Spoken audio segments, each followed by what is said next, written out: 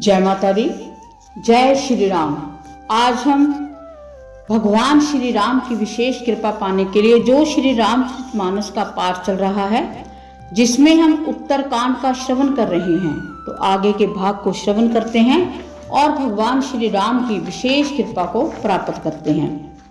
वरन उमापति राम गुण हर्ष गए कैलाश, तब प्रभु कपने दिवाए सब विधि सुख प्रदवास। श्री रामचंद्र जी के गुणों का वर्णन करके उमापति महादेव जी हर्षित होकर कैलाश को चले गए। तब प्रभु ने वानरों को सब प्रकार से सुख देने वाले डेरे डलवाए।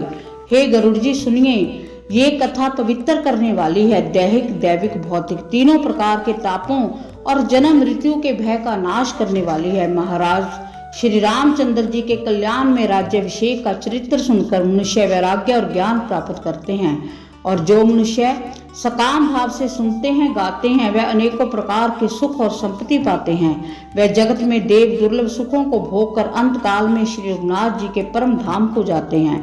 इससे जो जीवन मुक्त, विरक्त और विषय सुनते हैं, वह भक्ति, मुक्ति, नवीन संपत्ति पाते हैं। हे पक्षीराज गरुड़ जी, मैंने अपनी बुद्धि के पहुंच के अनुसार राम कथा का वर्णन की है, जो भय और दुख को हरने वाली है।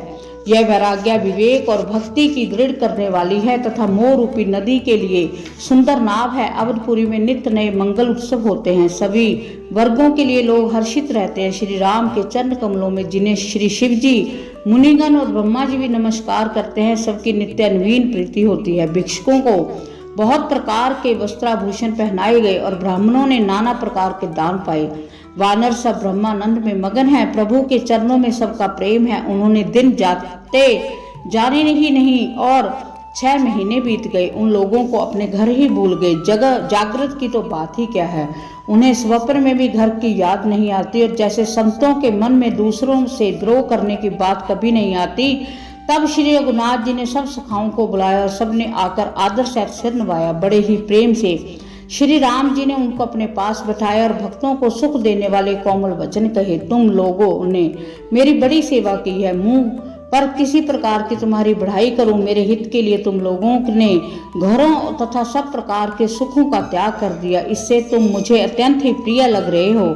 छोटे भाई, राज्य, संपत्ति, जानकी, अपना शरीर, घर, कुटुंब और मित्र, ये सभी मुझे प्रिय हैं, परंतु तुम्हारे समान नहीं है। मैं झूठ नहीं कहता, ये मेरा स्वभाव है। सेवक सभी को प्यारे लगते हैं, ये नियम है।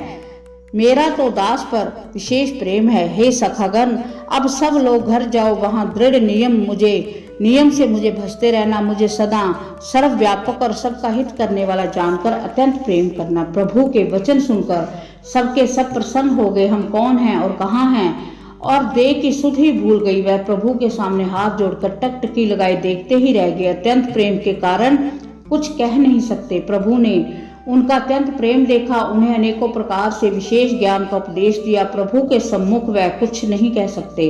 बार बार प्रभु के चरण कमलों को देखते हैं। तो प्रभु ने अनेक रंगों के अनुपम और सुंदर गहने कपड़े मंगवाए। सबसे पहले भरत जी ने अपने हाथ से सवार कर सुग्रीव को वस्त्राभूषण पहनाए। फिर प्रभु की प्रेरणा से लक्ष्मण जी ने विभीषण को गहने कपड़े पहनाए, जो श्री रघुनाथ जी के मन को बहुत ही अच्छे लगे। अंगद बैठे ही रहे, वह अपनी जगह से हिले तक नहीं।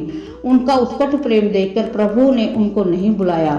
जामबान और नील आदि सबको श्री रघुनाथ जी ने स्वयं भूषण वस्त्र पहनाए। सब अपने हृदय में श्री रामचंद्र जी के रूप को धारण करके उनके चरणों में मस्तक नवाकर चले। तब अंगद उठकर सिर नवाकर, नेत्रों में जल भरकर, हाथ जोड़कर अत्यंत विनम्र तथा मानव प्रेम के रस में डुबोए हुए मधुर वचन बोले। हे सर्वज्ञ, हे कृपा और सुख के समुद्र, हे दीनों पर दया करने वाले, हे आर्तों के बंधु सुनिए। हे नाथ, मरते समय मेरा पिता बाली मुझे आपकी ही गोद में डालकर गया था।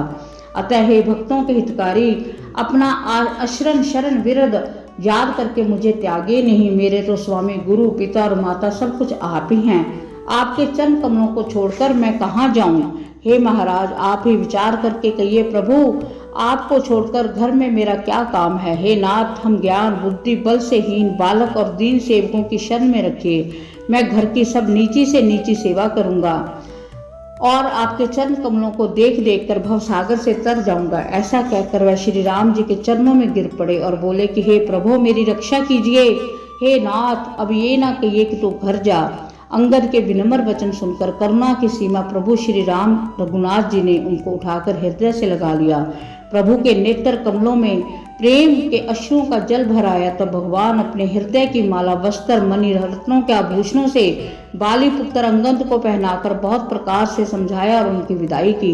भक्त की करने को याद करके भरत जी छोटे भाई शत्रुघ्न लक्ष्मण जी सहित उनको पहुंचाने चले। अंगद के हृदय में थोड़ा प्रेम नहीं है। वह फिर कर श्री राम जी की ओर देखते हैं और बार बार दंडवत प्रणाम करते हैं। मन में ऐसा आता है कि श्री राम जी ने मुझे रहने को कह दें। वह श्री राम जी को देखने की, बोलने की, चलने की तथा हंसकर मिलने की रीति को याद कर करके सोचते हैं और दुखी हो रहे हैं। किंतु प्रभु का रुख देखकर बहुत से विनय वचन कहकर तथा हृदय में चरण कमलों को रखकर वे चले। अत्यंत आदर के साथ सब वानरों को पहुंचाकर भाइयों सहित भरत जी लौटे। तब हनुमान जी ने सुग्रीव के चरण पकड़कर अनेक प्रकार से विनती की और कहा कि हे देव, 10 कुछ दिन श्री रघुनाथ जी की चरण सेवा करके फिर मैं आकर आपके चरणों का दर्शन करूंगा। सुग्रीव ने कहा कि हे पवन कुमार, तुम पुण्य की राशि हो, जो भगवान ने तुमको अपनी सेवा में रख लिया है। जाकर कृपा धाम श्री राम की सेवा करो। सब वानर ऐसा कहकर तुरंत चल पड़े। अंगद ने कहा कि हे हनुमान सुनो, कहे हो दंडवत प्रभु, मैं तुम्हें कहूँ कर जोर, बार बार रघुनाई कहे सूरत कराइयों मोर। इस प्रकार हमने भगवान श्री राम की विशेष महिमा का आनंद माना। हम भगवान श्री राम से प्रार्थना करते हैं कि वो हम पर अपनी विशेष कृपा दृष्टि बनाए रखे। जय माता दी, जय सिया राम।